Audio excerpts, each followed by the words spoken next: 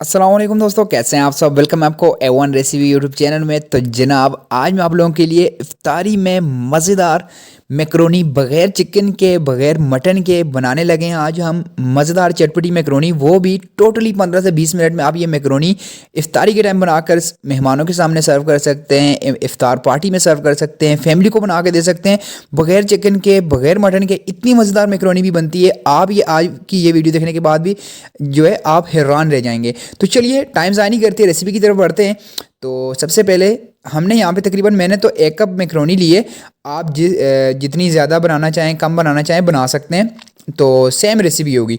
आपने क्या करना है, पैन में ये मैक्रोनी डालनी है। यहाँ पे पानी डाल देते हैं। सबसे पहले मैक्रोनी को बॉईल करेंगे हम।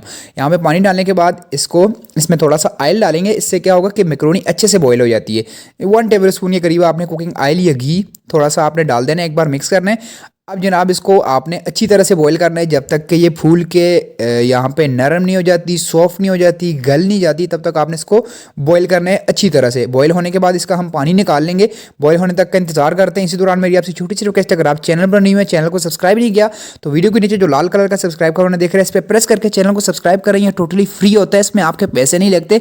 कंजूसी ना किया करें, चैनल को सब्सक्राइब लाजमी किया करें अगर आप कुकिंग में इंटरेस्ट रखते हैं तो। और सब्सक्राइब करने के साथ बेल नोटिफिकेशन को भी ऑन कर दिया करें ताकि इस तरह की और भी रेसिपीज़, आने वाली रेसिपीज़ आपको मिलती रहें। मैक्रोनी तो बॉईल हो चुकी है। इसका पानी हमने निकाल के इसको अलग करके हमने मैक्रोनी को रख दिया है। दूसरी साइड पे हमने एक पैन लिया है जिसमें कुकिंग ऑयल डाल दिया हमने। तकरीबन ½ कप के करीब आपने कुकिंग ऑयल डालना है। इसमें 1 या 2 अदद मीडियम साइज़ के कटे हुए प्याज डालने हैं। प्याज को ज़्यादा ब्राउन नहीं करना, जस्ट इसका कच्चापन खत्म हो जाए इतना ही आपने इसको पकाना है। मीडियम टू लो फ्लेम के ऊपर 2-3 मिनट तक इसकी भुनाई पकाई करनी है।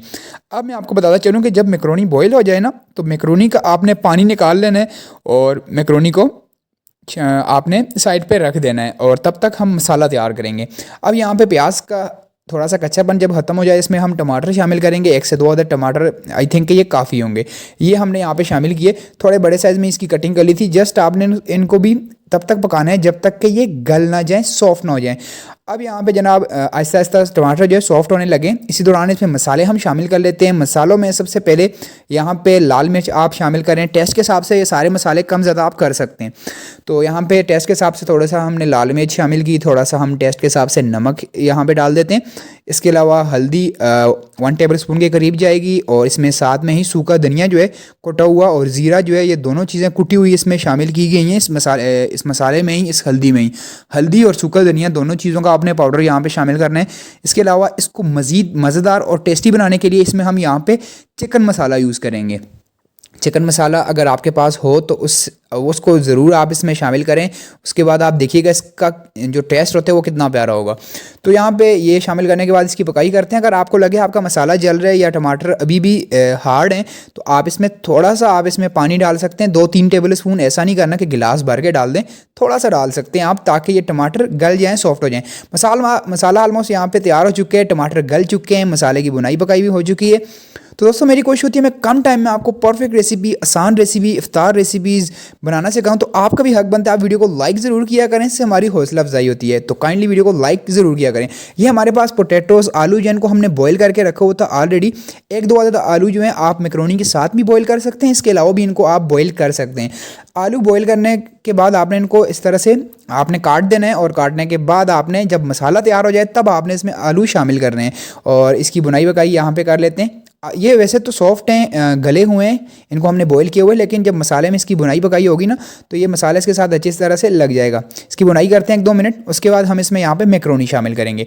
मैक्रोनी हमने ऑलरेडी बॉईल करके रखी हुई थी और जब मैक्रोनी को बॉईल करके रखें ना 5-10 मिनट के बाद ये थोड़ी सी इस तरह से हार्ड हो जाती है, तो आपस में ये थोड़ी सी ऐसे चिपक जाती है। लेकिन जब इसको हम मसाले में शामिल करके मिक्स करेंगे ना तो ये खुद ही ठीक हो जाएगी। तो ये लें जी यहाँ पे। अब यहाँ पे फ्लेम आपकी होनी चाहिए बिल्कुल लो। अगर लो फ्लेम से ज़्यादा हुई फ्लेम तो आपको ये मसाला ख़राब हो सकता है, जल सकता है। लो फ्लेम रखनी है और मैक्रोनी को इस तरह से मिक्स करते जाना है। जस्ट आपने मिक्स करना है और उसके बाद देखिएगा बहुत ही प्यारे प्यारे कलर निकल के आएंगे। बहुत ही चटपटी सी मज़ेदार सी मैक्रोनी हमारी यहाँ पर तैयार हो चुकी है। बग़ैर चिकन के, बग़ैर मटन के हमने बनाई। तो ये टेस्ट में कैसी होगी, जब आप इसको बनाएंगे तभी आपको ये फील होगा कि ये कितने मज़े की है, कितनी चटपटी, कितनी मज़ेदार मैक्रोनी। आप अपनी फैमिली को, बच्चों को बना के दे सकते हैं, इफ्तार में बना सकते हैं। इजी रेसिपी है, टोटल 15-20 मिनट लगेंगे आपको बनाते हुए।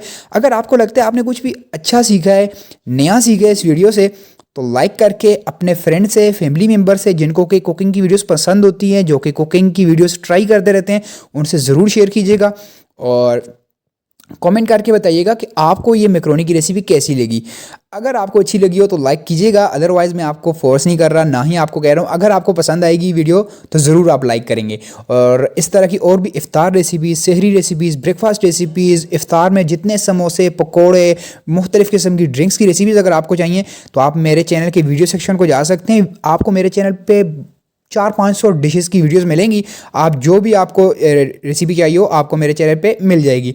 अपना बहुत सारा ख्याल रखिएगा, दुआओं में याद रखिएगा। इस तरह से हमेशा कुछ ना कुछ नया ट्राई करने की, नया बनाने की कोशिश किया करें, दूसरों को सिखाने की कोशिश किया करें।